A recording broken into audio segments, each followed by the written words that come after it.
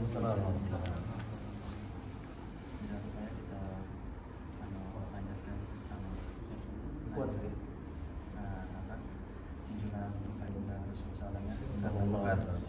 Maka baginda Rasulullah SAW kita semua bisa mengenal tentang Islam ya.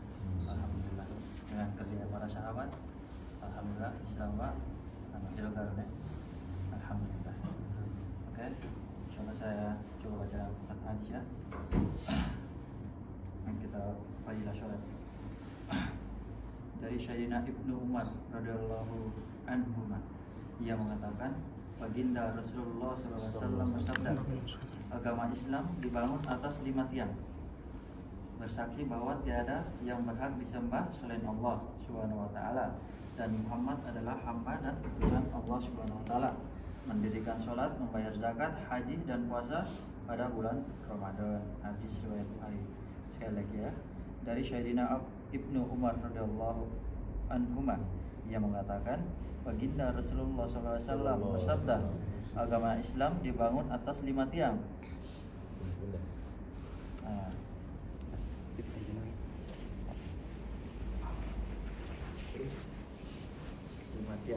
Bersaksi bahwa tiada yang berhak disembah selain Allah Subhanahu wa taala dan Muhammad adalah hamba dan utusan Allah Subhanahu wa taala. Mendirikan sholat, membayar zakat, haji dan puasa pada bulan Ramadan. Hadis riwayat Bukhari. Kelima hal di atas adalah asas-asas agama terbesar dan bagian yang terpenting. Agama Islam diibaratkan oleh baginda Rasulullah SAW seperti sebuah kemah yang disangga oleh 5 tiang. Tiang tengahnya adalah kalimat syahadat dan 4 tiang lainnya ialah mendukung pada setiap penjuru kemah itu. Tanpa tiang tengah, kemah tersebut tidak akan dapat berdiri sama sekali. Apabila salah satu dari keempat tiang lainnya tidak ada, kemah tak berdiri. Tetapi sudut yang tidak bertiang itu akan menjadi miring dan mungkin roboh. Berdasarkan hadis di atas, marilah kita melihat diri kita sendiri. Sejauh manakah kita telah menegakkan Islam? Lalu rukun Islam yang manakah yang kita jaga dengan sempurna? Kelima tiang dalam hadis di atas sangat penting sehingga ditetapkan sebagai asas-asas Islam. Oleh sebab itu, sebagian seorang muslim penting sekali kita memperhatikan semuanya. Namun demikian, sebagaimana orang muslim bukan sebagian. Sebagai seorang muslim penting sekali kita memperhatikan semuanya. Namun demikian, hal yang terpenting setelah iman adalah sholat. Sayyidina Abdullah bin Mas'ud radhiyallahu anhu berkata, aku pernah bertanya kepada baginda Rasulullah SAW, amal apakah yang paling dicintai oleh Allah Subhanahu wa taala? Beliau menjawab, sholat. Aku bertanya lagi, lalu apa? Beliau menjawab, berbuat baik kepada kedua orang tua. Selanjutnya aku bertanya lagi, kemudian apa? Beliau menjawab, berjuang di jalan Allah. Amal apakah yang paling dicintai oleh Allah Subhanahu wa taala? Rasulullah SAW menjawab ya, yaitu sholat. Aku bertanya lagi, lalu apa? Beliau menjawab, berbuat baik kepada kedua orang tua. Selanjutnya aku bertanya lagi, kemudian apa? Beliau menjawab, berjuang di jalan Allah. Mulla Ali Qori rahmatullah alaih menyatakan bahwa para ulama telah menjadikan hadis ini sebagai dalil bahwa sholat adalah kewajiban Islam yang terpenting setelah iman. Hal itu diperkuat oleh hadis sahih yang berbunyi, sholat adalah sebaik-baik amal. Sholat itu khairu maudu. Sholat adalah sebaik-baik amal yang ditetapkan oleh Allah Subhanahu wa taala untuk hambanya. Sholat adalah sebaik-baik amal yang ditetapkan oleh Allah Subhanahu wa taala untuk hambanya. Sholat.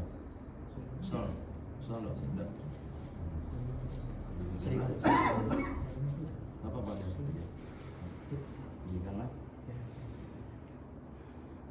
Salat adalah sebaik-baik amal yang ditetapkan oleh Allah Subhanahu wa taala untuk hambanya. Selain hadis di atas, masih banyak hadis sahih lain yang menjelaskan bahwa amal manusia yang terbaik adalah salat. Dalam kitab Jami'us Syakir disebutkan 5 orang sahabat yang telah meriwayatkan hadis di atas, yaitu Sayyidina Sauban, Sayyidina Ibnu Amar, Sayyidina Salamah, Sayyidina Abu Umamah, dan Sayyidina Ubadah radhiyallahu anhum, Sayyidina Ibnu Mas'ud radhiyallahu anhum, dan Sayyidina Anas radhiyallahu anhu meriwayatkan bahwa amal yang paling utama ialah sholat pada waktunya. Sayyidina Ibnu Umar radhiyallahu anhuma dan Sayyidatina Ummu Farwah radhiyallahu anha juga meriwayatkan bahwa sholat pada awal waktu adalah amal yang paling utama. Semua hadis di atas mempunyai makna yang berdekatan. Ya, kita bisa nanti kita ingat-ingat bahwasanya Rasulullah SAW menggambarkan agama Islam ini bagaikan sebuah kemah, ya, yang disangga oleh 5 tiangnya. Tiang pertama itu yaitu kalimat syahadat. Ya. Baru saja belum sampai sebulan diucapkan oleh ini saudara kita orang Jepang, tanggal 1 bulan 1 syahadat. Itu dia baru mendirikan satu tiang. Tiang lainnya itu sholat, puasa, zakat, dan haji. Maka di situ ditegaskan tiang-tiang manakah yang sudah kita dirikan, maka kita, ya, ingat pada diri kita sendiri. Jadi walaupun satu tiang enggak kita dirikan, maka kemah itu akan miring. Tapi tetap bisa berdiri karena ada tiang tengahnya. Nah, inilah ini keimanan kita, tiang yang berdasar. Jadi ya seandainya 2 tiang kita dirikan, dia miring lagi. Nah, jadi udah nggak berbentuk kemah lagi kan? Nah, ya kan? Secara puasa miring lagi, miring semua. Jadi adalah bisa tiang mana ya kan yang bisa kita dirikan. Jadi itu luar biasa itu. Rasulullah SAW menggambarkan bahwasanya agama Islam ini bagaikan sebuah kemah, yang didirikan oleh timah-timah. Maka saudaraku yang Allah SWT, alhamdulillah kita ini di hari Sabtu ini kita bisa melaksanakan sholat zuhur secara berjemaah, dan kita membaca membentuk satu majelis taklim. Majelis taklim ini kita pikir main-main, apalagi di situ yang kita dengarkan yaitu tentang bagaimana pentingnya sholat. Barang siapa duduk dalam majelis taklim, di mana majelis itu membangga-banggakan namaku, kata Allah, jadi maka Allah akan membangga-banggakan kita kepada para malaikat, dan nama orang tua kita dibawa-bawa. Jadi alhamdulillah dalam kesempatan ini pertama kali, coba kenalkan Mas, buka ini ya. Nama saya Bismillahirrahmanirrahim. Assalamualaikum. Yang kuat. Bismillahirrahmanirrahim. Assalamualaikum warahmatullahi wabarakatuh. Nama saya Eko Agus Saputra. Dari asalnya saya dari Sragen, Jawa Tengah. Saya di sini tinggalnya di sama kita. Eki dan Samera paling ujung sana. Setengnya. Saya di Jepang sudah. Alhamdulillah sudah 4 tahun. 4 tahun. Ke masjid sama masuk udah berapa kali? Masjid baru 1 kali. Iya. Baru ini. Dulu pernah Jumatan di Nagoya. Di sini Lalu pas main diajak teman Jumatan sekali. 4 tahun baru ke masjid sama masuk. Sekarang 4 tahun. Masya Allah. Kemarin sudah ingin ke masjid, tapi temannya bentar. Temannya di apa tuh ada berapa orang? Sekarang sudah 10 orang. Yang ngantar halal foodnya di sana siapa? Pak Dedi. Pernah dia ngajak ke masjid? Pak Dedi Nggak pernah. 10 orang. Teman-temannya udah pernah ke masjid sini? ada. Kenapa sampean kemana aja? Saya di rumah ada Di rumah. main. Kan di teman-temannya. Nanti malam, tiap malam Ahad kita sini ada itikaf, ya masak-masak, ya kan. Sudah gitu banyak ketemu teman sini. Jadi orang yang ke masjid itu adalah orang pilihan. Ya. Jadi ini hidayah, nggak ada kata terlambat. Ya? Hah? Malu sama Allah. Ya? Tidak ada kata terlambat. Ya? Udah 4 tahun. Ya Allah, sampai nggak salah saya. Ya Haji ya? Ya Pak Ustadz ya? Salah kita, salah saya, bener. Nah, kena lemahnya saya ini. Nggak bisa kunjungi ke sana ya, anak-anak saya. Betul Pak Win. Ada 1000 orang Pak Win kayak gini anak-anak saya. 1000. Kalau nggak percaya ada 1000 orang di radius 30 km dari masjid, ikut saya. Bawa buku. Nama apa tuh ini segini, nama apa tuh sini ini. Nah, di apartemen perusahaan Yamaha itu hampir 100 loh. Nah, Yamaha itu banyak. Yamaha Merin. Yamaha. Ya Mas Ko, jangan pulang. Kita di sini makan enak, ya kan? Biryani, kambing, ayam. Kadang-kadang dijemput juga sama ya ini hidayah. Ini malam Ahad, ya. Nah, ini terserah tergantung iman masing-masing. Belajar, kita bisa sholat tahajud, ya kan? Bisa sholat 2 rakaat sebelum subuh. Kan ada hadisnya, ya kan? Barang siapa sholat di masjid waktu subuh, maka kalau dia tahu pahalanya begitu besar, maka dia akan mendatangi masjid itu walaupun merangkak-rangkak. 2 rakaat sholat sunnah sebelum subuh, ya kan, lebih baik dunia serta isinya. Apa ada di dunia ini? Mobil Alphard, kerajaan, ya, nah, republik, bayangkan. Bukan seperti lebih baik dunia serta isinya. Ini masih sholat sunnahnya, apalagi sholat fardunya.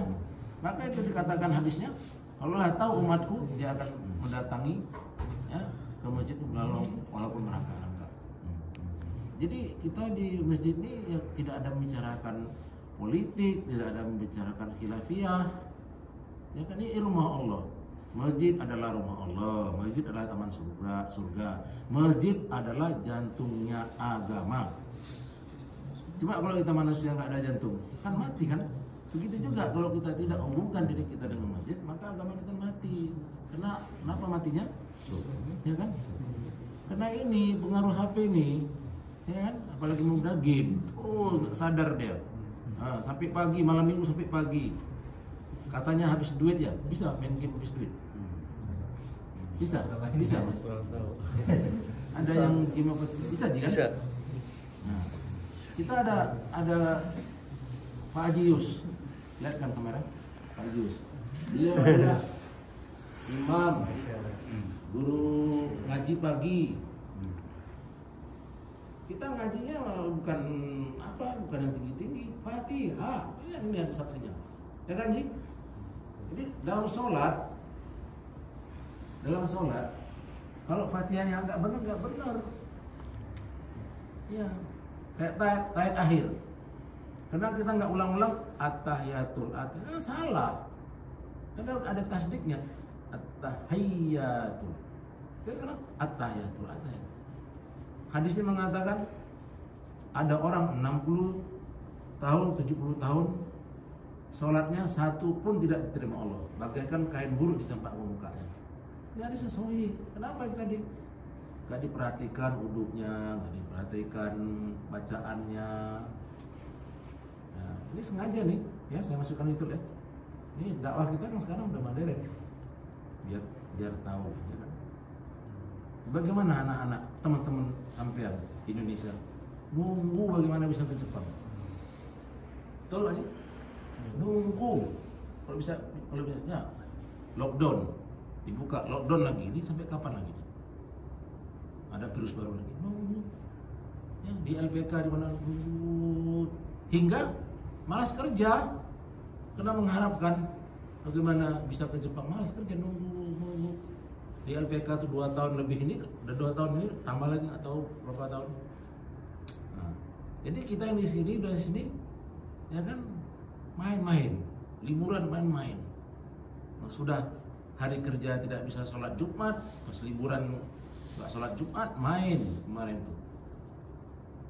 Ini saya sampaikan ini hak kalian semua. Ingatlah di Indonesia. Pulang-pulang habis 3 man main, 3 man liburan kemarin main. Kita juga main-main, berjemaah mainnya. Sampai ke Nagano, sampai mana-mana cuma habis 5.000. Karena kita banyak, ya. Satu jemaah misalnya 14 orang. Situ udah uang minyak, uang makan. Tidurnya di hotel bintang 5. Ya kan? Ya kan? Tahu hotel bintang 5? Masjid. Dapat sholat subuh, zuhur, asar, maghrib, isya. Bintang 5 waktu. Masya Allah. Dapat ilmu. Istilahnya pesantren kilat. 3 hari pulang. Yang nggak tahu jadi tahu. Insya Allah. Udah ada perjalanan luar biasa. Ya, insya Allah ya. Jadi ini saudara kita yang baru syahadat. Assalamualaikum. Udah, kiwa. Dia kata, Hai, itu bahan sih. kawan. Tadi taruh taruh. Harus taruh tadi. Mau jadi warga Makse. Udah nonton nih? Hai, Nonton nih? kalau sisi kelas. Mungkin beliau di bawah sana kalaupun jadi. Jadi ini ke Kujalinya gimana nih? Mana? Alhamdulillah tadi kan, untuk ini untuk berikutnya itu hari Senin insya Allah ada keputusan dari mereka berdua Ada kesepakatan Tuh. nanti. Oh hiru doang mau tabeta? Oh toh? Oh sih? Karena konojo no sekutare. Oh, bisa kata ada konojo no sekutare. Untuk? Lagi deh. Mau dipanen? Jadi saudara, walaupun cuma 1 minggu yang di YouTube kita yang di tanggal 1 itu, ya, Haji juga menyaksikan. Ini sekali 2 masuk Islam. Dari mana kamu tahu nih? Karena gawa. Kurang bimbingan karena jarang ketemu. Tadi malam jam Makanya 2 kita carikan ahwat yang Jadi ini tanda bukti bagaimana ya kan, lamban tapi pasti orang-orang Jepang ini berbondong-bondong masuk Islam. Nah, jadi kalau kita tidak mau ke masjid, ya kan kita menjadi pendengar dan penonton budiman, paham? Tahu ya? Nah, halus nih kata-katanya. Kalau kita tidak mau ke masjid, orang-orang Jepang masuk Islam, kita nggak dapat bagiannya. Bagiannya bagaimana nanti kita pulang kita Indonesia, tidak ada yang mustahil bagi Allah. Yang sholat yang masjid kita buat nih, jadi kita menjadi pendengar dan penonton budiman. Oh Jepang udah maju, benar rugi kita.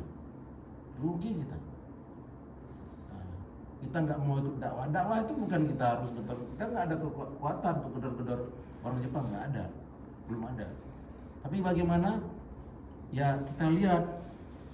Nah, kita bahwasanya kita orang Islam dengan cara kita berjalan, cara kita bekerja, tunjukkan kemana orang Jepang, cara kita berpakaian. Nah, ini orang Islam itu udah termasuk dakwah, ya kan? Ini sekali lagi saya sampaikan, di Jepang ini ya kan enak kita beribadah. Ya, mau kita sholat di stasiun, di di rest area. Ada sekarang rest area sudah dimulai buat musola. Kayak itu gimana Ji? Amanaku. Ada musolanya, ada di hidup saya. Ada musolanya. Musolanya air panas ada, malu kita. Tengok besok hari Ahad, hari Mingguan. Gereja-gereja penuh semua. Masjid kosong, zuhur kosong ada. Kemana orangnya? Ya pada main. Wah, mumpung di Jepang. Pergi ke sana ke Tokyo. Ya, kemana-mana. Ya kan, duduk-duduk. Lihat di toko-toko tuh. Ya kan? Indonesia semua. Pertama ke tempat Cukok tuh, ya kan, semua tuh ada. Benar, saya jumpa, saya kasih tahu. Lihat gereja besok, ikut sama saya, penuh. Ya, kita itu. Jadi, lah, alhamdulillah ya, bisa ketemu dengan saya. Ini jangan pulang mas ya, udah makan siang. Nanti makan nasi biryani kita nanti. Kalau orang udah makan nih, Udah makan. matanya udah ngantuk-ngantuk. Ya masih kok ya? Kita dari jauh aja ke masjid ini. Jadi kalau ada orang yang mengeluarkan air mata, ya kan, hatinya halus. Masya Allah. Benar. Iya. Ada 4 tanda-tanda kehancuran manusia. Ya ingat, pertama matanya selalu kering. Itu diartikan panjang, ya kan? Kenapa? Hatinya keras. Kedua, hatinya keras. Ya kan? Ketiga, angan-angannya tinggi. Ya, angan-angannya tinggi melebihi umurnya. Banyak nih anak-anak saya ke Suseji, diajak ke masjid, bilang, ya Pak nanti saya pulang dari 3 tahun, saya mau masuk pesantren. Artinya di sini gak usah sholat, gak usah puasa. Katanya apa nih, kita kan kemari kan musafir. 3 tahun musafir. Ya kan? Kita nggak ada puasa, nanti kita pulang katanya.